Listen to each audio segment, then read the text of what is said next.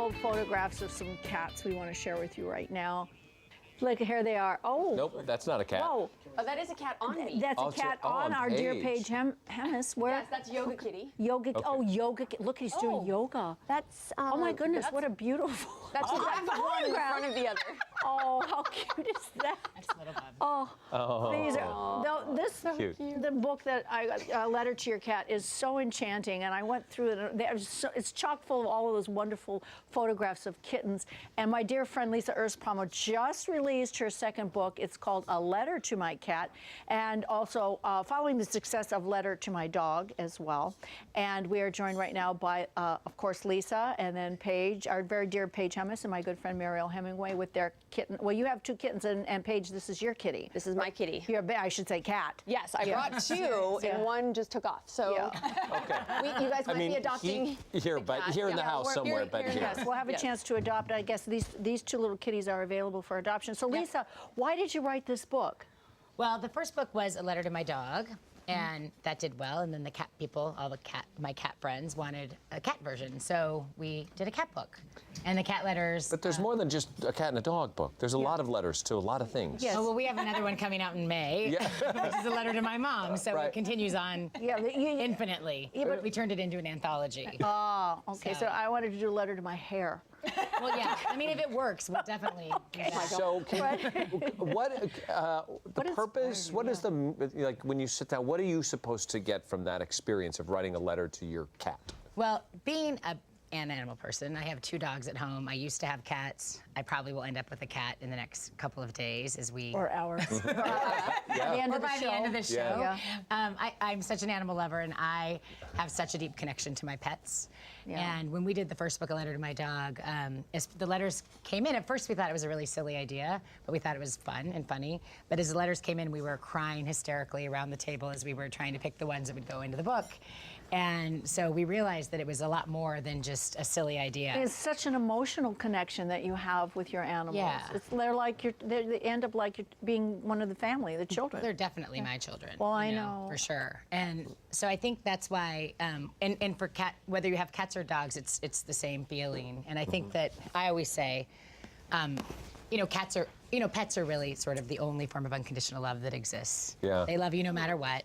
But you begin to realize what they mean to you when you begin to sort of reflect upon their nature. They're so loyal, and there's sometimes I take Fred for granted. He comes home, he's always there when I walk in, and but to sit and really think of what he brings to our family, that has to strike a chord with everybody who pitches into this. I have to say, the letters are really, really powerful, and everything from cats who have saved people's lives to a soldier who decided not to take his life because he found a kitten in Afghanistan after his other soldiers died in Afghanistan. Wow. And so he was going to take his life and decided not to when he met a little kitten out there in the middle of war.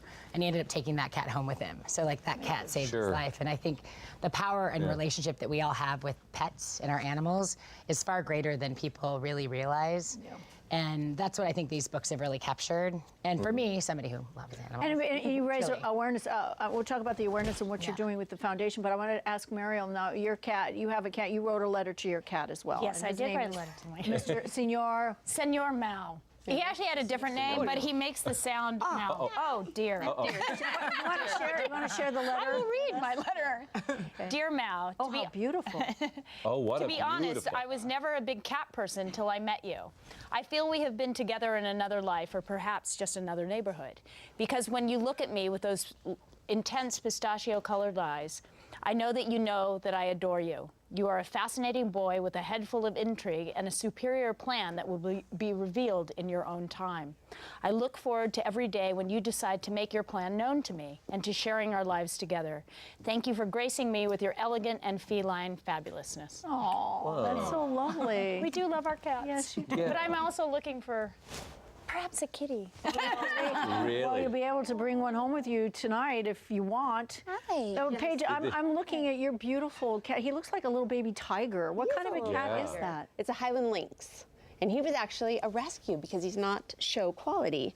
But I could pretty much guarantee I wouldn't be showing up at a cat show. So I decided to adopt him.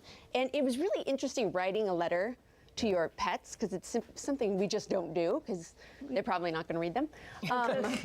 But it was such a good exercise in what they mean to you. So I'm going to read a little for Simba. This is I have 3 cats. So this is Simba. I said, "You're a mama's boy in the best possible way. You let me know that you need me every day, an unusual trait for a cat. I thank you every day that you help me find peace in a crazy world. Thanks for keeping me zen." He was the one in the picture when I was doing the yoga pose. Oh, wow. Look at that. And sorry. Yeah. And thank you for helping to remind me when life gets crappy, clean the litter box and move on. I love all of the ones that she wrote. Do you see, when you were seeing that people send in notes, do you see a distinct difference between dog people and cat people? Well, we really did. Yeah. We did, and I think if you're a person who has dogs or cats, or only dogs or only cats, I think we found that dog people are like dogs in that they're more extroverted. And they're like, take a picture of me and let me read my letter and let me, I know. go on TV. And If a dog could, it would take selfies all day long. Yeah, exactly. They'd be that. And the cat people were a little bit more introspective. Yeah. The cat letters were a little bit longer. And it just What was are you saying about me? I wrote I know, she wrote both. If you have cats and And dogs, the it mom. doesn't totally apply. Right, exactly. But the cat and dog people, it was just a little bit different. We really found the cat people were a lot more like cats. Sure. Like when we went to go photograph the cats, we literally had to climb under people's beds, with the exception of your cats, who were very much like dogs. But outside of that, other people, we had to find the kitties under beds and in their closets. What a and little finicky girl. they would come out if they felt like it. Well, Lisa, we want to tell everybody that a portion of the proceeds from your book, it was going to go to Best Friends Animal Society, and they provided these adorable little kittens for adoption today.